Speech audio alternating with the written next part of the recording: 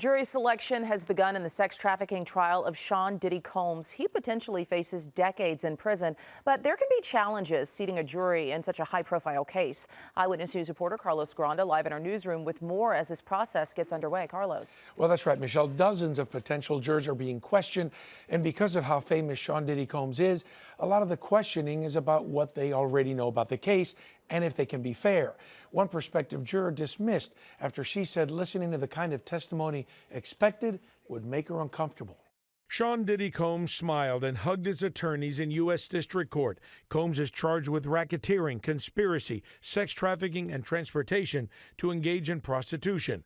Both sides today are questioning potential jurors as they look to see 12 people who will weigh evidence in this trial and ultimately decide Combs' fate. Of course, they're all going to know who Sean Combs is, but they're going to need to find jurors who, despite the fact that they are familiar with Diddy, they still can be fair. Back in March of last year, Homeland Security agents raided Combs' $40 million home in Holmby Hills. They also raided another home in Miami on exclusive Star Island. Prosecutors claimed during the raids, federal agents seized more than 1,000 bottles of baby oil and lubricant. Some of the complaints allege baby oil was laced with rohypnol, which is known as the date rape drug. The central witness is Cassie Ventura, Combs' ex-girlfriend. This 2016 video obtained by CNN shows Combs kicking and dragging Ventura. He then apologized. I hit rock bottom, but I make no excuses.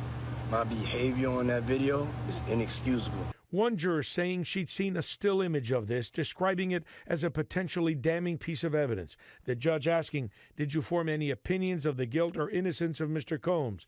She responded, "I learned not to. Everything is alleged and there needs to be evidence presented." According to sources, at least 4 witnesses or accusers who have already filed civil suits against Diddy. Combs and his defense team saying all of those sexual encounters were consensual. It's going to come down to the quality of the witnesses that they call, meaning how persuasive are these accusers? Remember, these are people who also filed civil lawsuits against him. So we don't know yet. This is not an easy case for prosecutors. The judge is hoping a jury will be seated in the next several days. If convicted on all counts, Combs could get life in prison.